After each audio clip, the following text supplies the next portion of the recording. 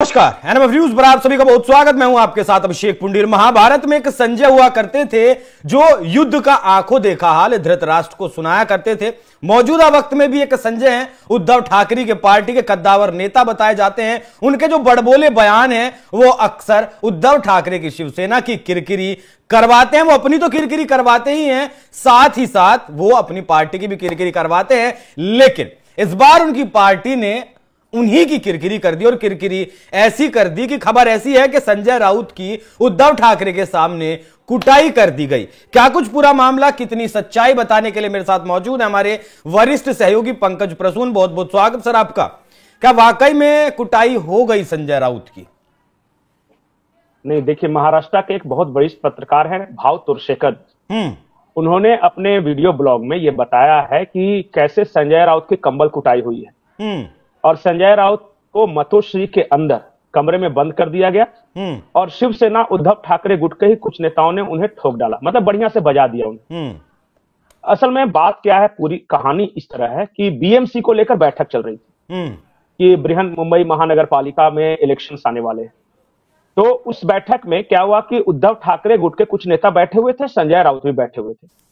तो चर्चा चल रही थी कि क्या होना चाहिए, उद्धव ठाकरे वाली शिवसेना का हाल बुरा क्यों हुआ, महाराष्ट्र के इलेक्शन में सिर्फ 10 सीटों पर कैसे सिमट गए, ये सब बातों पर चर्चा हो रही थी। तो कुछ उद्धव ठाकरे शिवसेना के नेताओं ने यह कहा कि संजय राउत जी के बड़बोले बयान से हमें नुकसान हुआ है, वो बहुत ज्यादा बोलते हैं, और बात सच्चाई भी है। अब यही संजय राउत ने खुद को नॉटी राउत बोला था। अब नॉटी राउत मतलब मुझे नहीं पता क्या किस संदर्भ में। उसके बाद इन्होंने अपने लिए ही एक शब्द का इस्तेमाल किया था जो कि हम टेलीविजन कैमरे पे यहाँ पे दर्शकों के सामने नहीं ले रहे। बोला कि मैं सबसे बड़ा एच हूं और बाकी वो दर्शक समझे। ये संजय राउत ने खुद अपने लिए बोला था। तो इन्हीं सब बातों की चर्चा चल रही थी उस बैठक में। जब जैसे ही शिवसेना के नेताओं ने यह कहा कि संजय राउत के बड़बोले बयानों से भी हमें नुकसान हुआ है, तो संजय राउत है, वो वहां चढ़ाते हुए आ गए और बोले कि कैसे तुम्हारी हिम्मत हुई वगैरह, ये सब बातचीत चलने लगी। उसके बाद 3-4 नेता उठे वहां पे उद्धव ठाकरे के सामने और उन्होंने संजय राउत का बकायदा कॉलर पकड़ा, उन्हें धकियाते हुए बगल वाले कमरे में ले जाकर बंद कर दिया। भाव तोरशेकर का कहना है कि सिर्फ बंद ही नहीं किया, अंदर जाके उनको जबरदस्त कूटा भी और लात मुक्का फैट सब मारा उनको। उद्धव ठाकरे चुप क्यों रहे? उद्धव ठाकरे क्या करेंगे, दोनों तरफ से झगड़ा हो रहा है भाई। 3-4 आदमी उठ गए और उन्होंने खींचना शुरू कर दिया संजय राउत को। संजय राउत कुछ ज्यादा बोल रहे थे, मतलब ऐसे भी इनकी आदत है अपने प्रोफाइल से ज्यादा बोलने की। ये धमकाने लगे उन नेताओं को, और वो सब शिवसेना उद्धव गुट के नेता थे, 3-4 लोग थे, उसमें ज्यादा नहीं थे।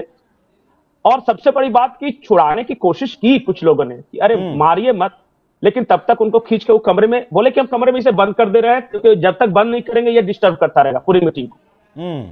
तो ले जाके कमरे में बंद किया और कमरे में बंद करने के दौरान ही जितना मार सकते थे उनको दिया और अच्छा खासा उनकी कुटाई हुई। दरअसल इन्होंने कहा कि हम बंद कर रहे हैं क्योंकि जब तक उद्धव ठाकरे को मतलब कि जब तक संजय राउत को बंद नहीं करेंगे कमरे के अंदर, तब तक ये मीटिंग अच्छे से नहीं होने देगा। ये बीच बीच में उछल उछल कर कुछ ना कुछ बोलते रहेगा, दूसरे नेताओं पे टोंट करता रहेगा। तो बंद करने के बहाने गए और वहां पे इनकी कुटाई हुई है। 3 घंटे तक मतोश्री के अंदर एक कमरे में संजय राउत बंद रहे। उसके बाद बैठक हुई, बैठक में फैसला लिया गया कि हम पूरे जोर शोर से और अपनी ताकत पे बीएमसी का चुनाव लड़ेंगे और अपने मुद्दों पर लड़ेंगे। शिवसेना का जो लोकलाइज्ड मुद्दा होगा उस पर लड़ेंगे, हम हिंदुत्व के खिलाफ नहीं जाएंगे। यह भी फैसला लिया गया और यही पूरी कहानी है। इसके बाद और क्या, और ये सारा जो प्रकरण है भाव तोरशेकर जी ने कहा है। मतलब अब आगे क्या, संजय राउत का आगे क्या होगा? अब क्या उस पार्टी में रह पाएंगे जिस पार्टी में कुटाई हो गई, जिस नेता के सामने कुटाई हो गई? नहीं, संजय राउत बड़े अजीब चीज है, आप उन्हें जानते नहीं। ये आदमी राज्यसभा की राजनीति करता है, इसको सेटिंग वेटिंग करके किसी तरह राज्यसभा पहुंचना।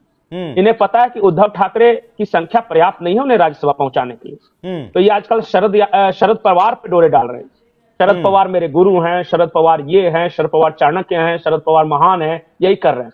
इन्हें यह लग रहा है कि शरद पवार के पास संख्या भले ही कम हो, लेकिन कांग्रेस शरद पवार के साथ मिलके, और उद्धव तो मुझे देगा ही क्योंकि मैं उसी पार्टी का कैंडिडेट हूं, तो मुझे राज्यसभा पहुंचना है।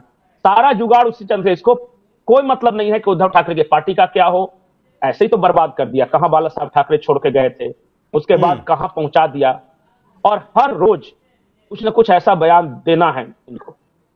अभी मुझे लग रहा है कि जब से ये कुटाई हुई है तब से मीडिया के सामने आए नहीं है। हो सकता है इलाज थोड़ा सा स्वेलिंग वेलिंग हो गया होगा तो वो सब ठीक ठाक हो जाएगा तब आएंगे, लेकिन ये बोलेगा जरूर। नहीं बोलेंगे, किसके खिलाफ बोलेंगे? कुछ वही जिस लाइन में बोलते हैं, अगर शिवसेना के खिलाफ नहीं। आजकल शरद पवार की तारीफ कर रहे हैं, कांग्रेस की तारीफ कर रहे हैं, अपनी पार्टी के बारे में कम, उनकी तारीफ ज्यादा करते हैं। मैंने कहा ना कि देखिए ये सब लाइजनर। और बीच में जब फडणवीस की पहली वाली सरकार आई थी उस वक्त ये बहुत ज्यादा उछल कूद मचा रहे थे।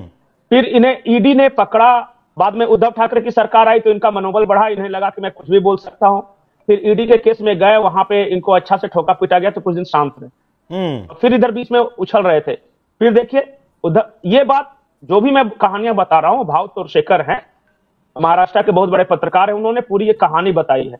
और उन्होंने ये भी बताया है कि कैसे संजय राउत ने उद्धव ठाकरे को बर्बाद कर दिया, कैसे इतनी बड़ी पार्टी 10 विधानसभा सीटों पर सिमट गई। महाराष्ट्र की कभी सबसे बड़ी पार्टी हुआ करती थी। इस सबके जिम्मेदार संजय राउत में विवाद बहुत हद तक, अकेले संजय राउत नहीं, वो अकेले संजय राउत नहीं, लेकिन अगर धृतराष्ट्र की भूमिका में उद्धव ठाकरे हैं तो शकुनी की भूमिका में संजय राउत ही थे। बिल्कुल। कौरवों के विनाश की कहानी में जो शकुनी की भूमिका थी वही भूमिका संजय राउत की थी उद्धव ठाकरे परिवार और उनकी पार्टी के बर्बादी में। और इसमें कोई दो मत नहीं है। ठीक है, बहुत बहुत धन्यवाद। हालांकि ये खबर सिर्फ कई पत्रकारों के लिहाज से निकलकर सामने आई है।